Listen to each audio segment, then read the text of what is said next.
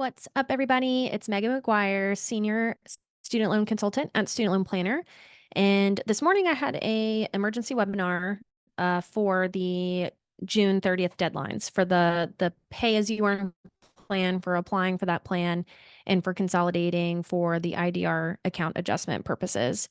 Unfortunately, that did not record, but fortunately, it probably makes sense for me to re-record this anyways because the website has since updated with new instructions on how to proceed today.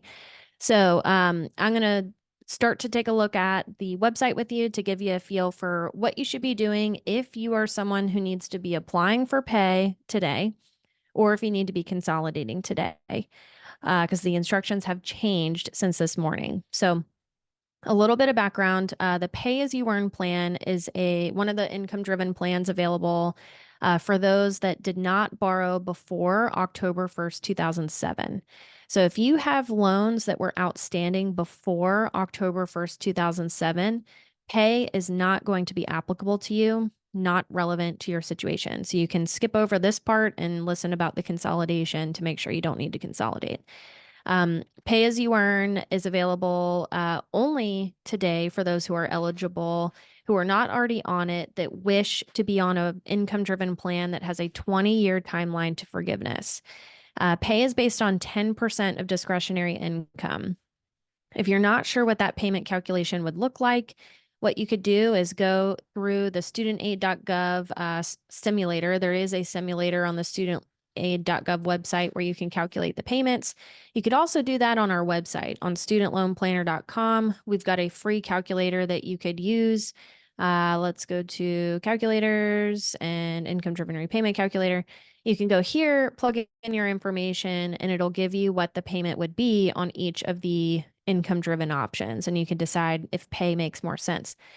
Pay is attractive compared to Save because it has the 20-year timeline, no matter what. Save has a 25-year timeline to forgiveness if we have graduate school loans. So Save's monthly payment is going to be a little bit cheaper, and it has an interest subsidy that keeps the balance from growing if we're in a negative amortization situation. But pay as you earn it's slightly more expensive since it has a lower poverty line deduction calculation. You'll see that difference in the payments if you use this calculator. But it has a 20-year timeline to forgiveness. So that might be what's attractive to pay, is that it's a shorter timeline to get to that longer term forgiveness threshold. Now, if you've already had a consultation with Student Loan Planner in the past 12 months, we have already considered if pay as you earn should have been something you should have applied for. So if your advisor told you, hey, Save makes the most sense, you should be staying the course on Save. If your advisor told you, hey, pay is the way to go, you should apply for that, you need to do that by today, June 30th. And that's by midnight tonight, basically. So that's a little bit of background on pay. That's why someone might want to consider it. Another thing to note is there is also an income-driven plan called IBR, income-based repayment. And there's two parts to it. There's an old IBR payment, and then there's a new IBR payment. IBR is if we borrowed after July 1st, 2014, that plan works exactly the same as the pay plan. It's a 20-year timeline to forgiveness, and it's 10% of discretionary income. So if you are a newer borrower that did not have any loans outstanding before July 2014, you don't have to worry about pay going away because you already have a pay plan with the new IBR plan. So that's really comforting to know. So don't feel like, you have to make a decision today necessarily if you're unsure if you have newer loans, because you will have the option to apply for new IBR and it be exactly the same as the pay plan. So with that said, let's see if we need to apply for Save. So the application was online. So this studentaid.gov website is where you would apply for income-driven plans, where you would apply to consolidate. And it was under maintenance this morning. It kept saying it would be available at 11 Eastern time, at 12 Eastern time, then at 1, then at 2 Eastern time. So they kept pushing it back. Now it's available. It's open. You can log in, look at your information. But it's very clear up top where it says borrowers can still enroll in the SAVE plan and other IDR plans and or consolidate loans by submitting a PDF application. So that means their online application is not going to work right now for whatever reason. Unfortunate, yes. But can we still get things done? Yes. So if you go to the website, maybe just check out to see if you can log in. You might be able to continue through here so it generates the PDF document for you. If not, you can simply just Google income-driven repayment PDF, and it'll pull up this income-driven repayment plan request form here. So this document you can print out and manually complete, or if you have a little PDF Adobe like filler, you could do that too. But make sure you physically sign the document. The servicers or the Department of Ed does not like digital signatures. So I would highly recommend physically signing this just so it doesn't get kicked back.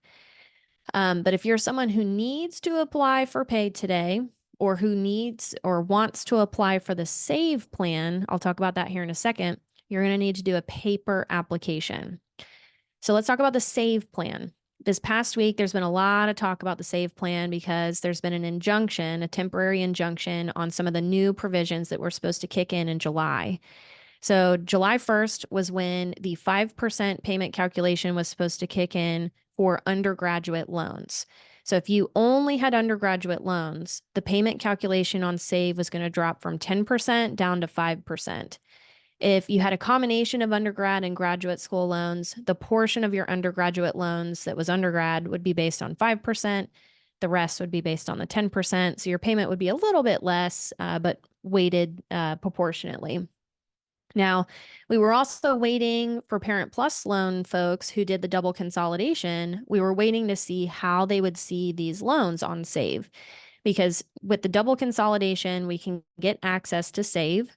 We know for sure the payment can be based on 10% of discretionary income because we've had many people successfully get on SAVE.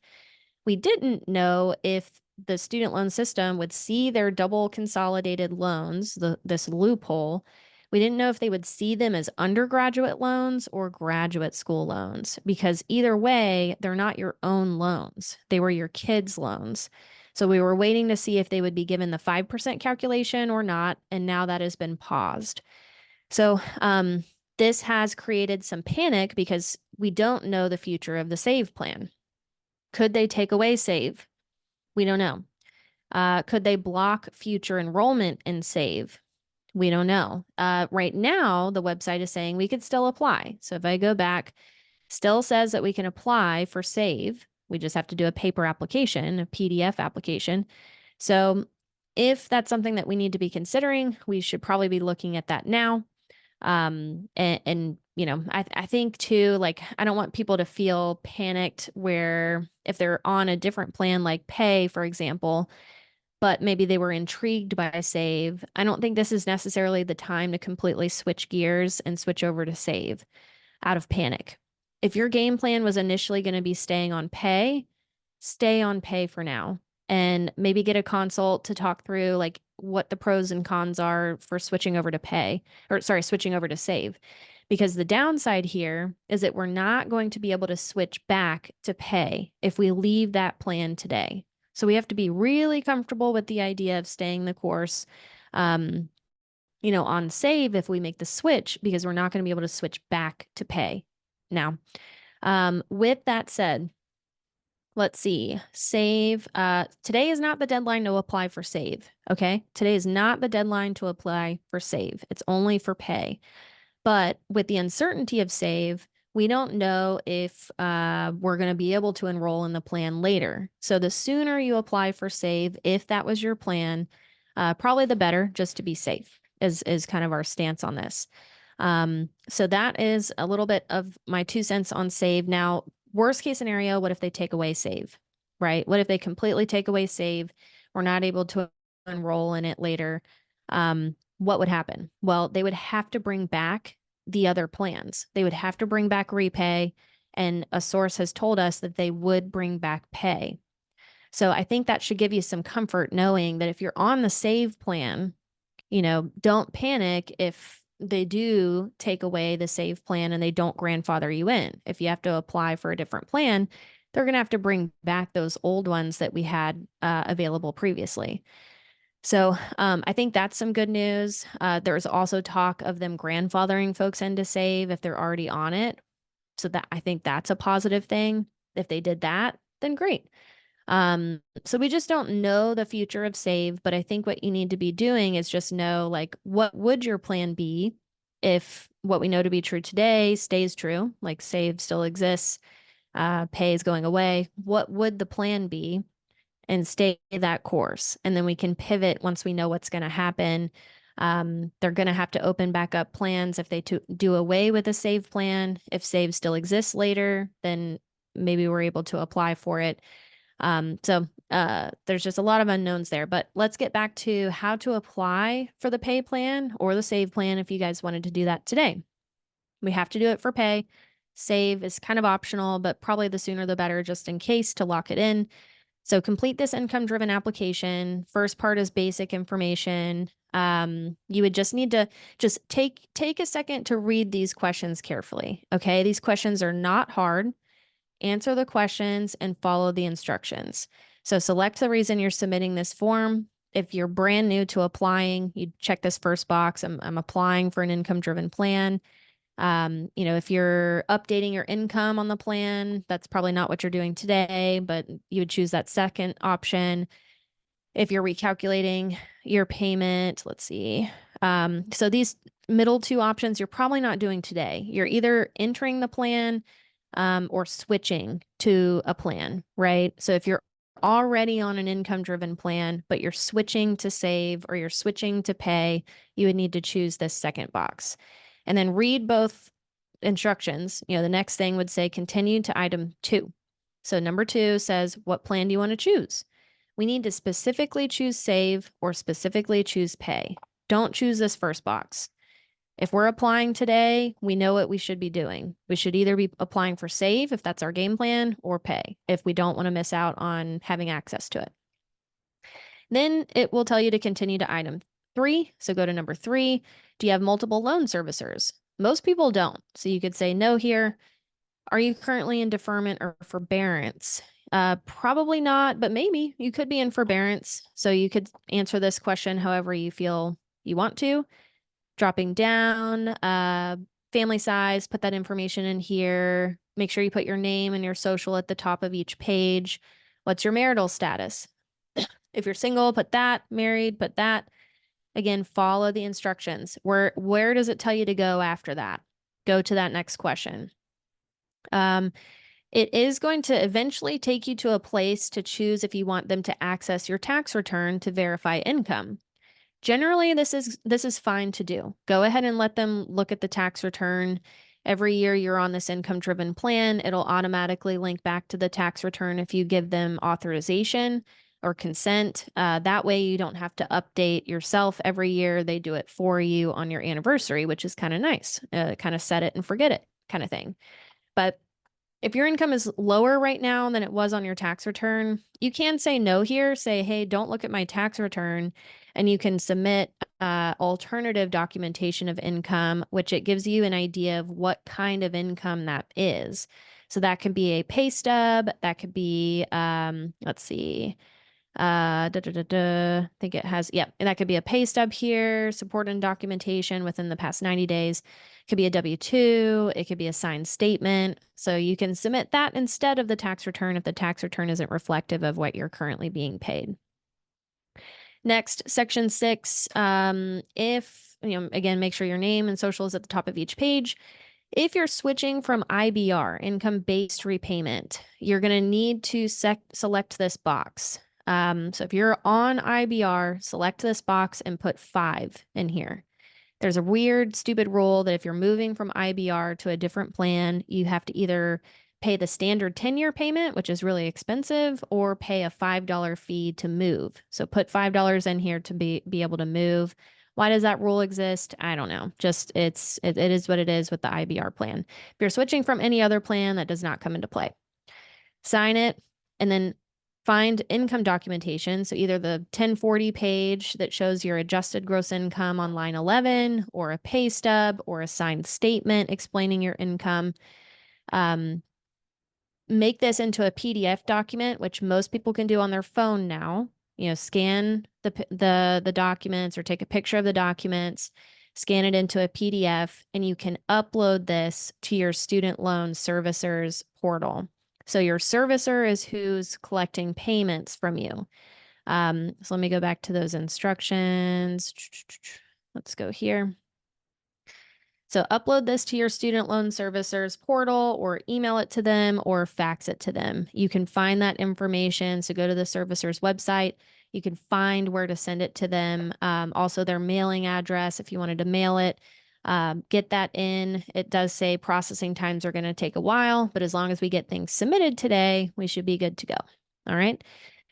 Consolidation, that's going to be another thing. So if you are someone who needs to consolidate, that's someone who has FFEL loans or family federal education loans, or you have loans that have different payment counts and you want them all to have the same payment count towards loan forgiveness. Those are the folks that need to be consolidating by today, June 30th. So you need to complete a consolidation application, which try to do it on the website. Try to go to loan repayment, consolidate loans. Try to go to the website, sign in, and do the online application. If it does not let you, there is a paper application as well. So direct consolidation application, PDF. I'm just Googling this, remember? It's the first thing that pops up. Pull this up and start to fill it out. It's got your basic information up top. You need to list references. You need to list your loan details. You can find all of these loan details in your studentaid.gov portal by going to your aid details. So you'll see your name in the top right. Go to My Aid. You'll see your loans, and you can see the details, including like where they're at, their loan code, their account number, and you just directly copy that over onto this document where it says, select the loans that you want to consolidate. So list that all out, their estimated payoff, which is just the total balance right now. You probably wouldn't be leaving any loans out in this example, but this is where you could list loans that you don't want them to consolidate. And then that's about it. So just list the loan details, sign, date. You also have to include an income-driven application if you're applying for an income-driven plan. So let's go back to those instructions. So instructions for submitting a loan consolidation application, print. So it sounds like you could probably start the consolidation application online, thank goodness, and it'll print it out for you, but it still wants you to mail it in or upload it. Yeah, so I would try uploading it to your servicer's portal. And if it doesn't allow you to upload for whatever reason, drop it in the mail as soon as possible. And these are the addresses for where you can mail those consolidation applications. Notice Nelnet is not on here. Nelnet is not accepting consolidations anymore. They're trying to offload people that they have. They've got the most student loan borrowers, so they're trying to split them up between the servicers. So if you have loans at Nelnet, send them to a different company. It's okay if they go to a different company. They're all the same thing. They're supposed to do the same job. So here's the addresses. Make sure to include the income-driven application. So you still have to complete that paper income-driven application too, and the direct consolidation application, and include your income documentation. So upload that to the servicer's portal or mail that to one of these addresses as soon as possible. All right.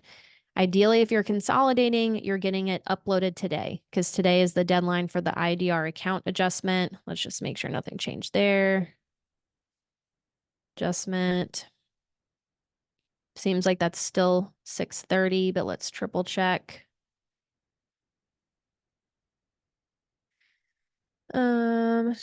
Yep. So you should submit a consolidation application by June 30th. So we still need to submit that today. And the purpose of that, or like the importance of that, is if we consolidate by today, it does not erase payment history, and it allows any the highest payment credited loan to credit the rest of the loans with that same forgiveness credit. So that's a pretty big deal.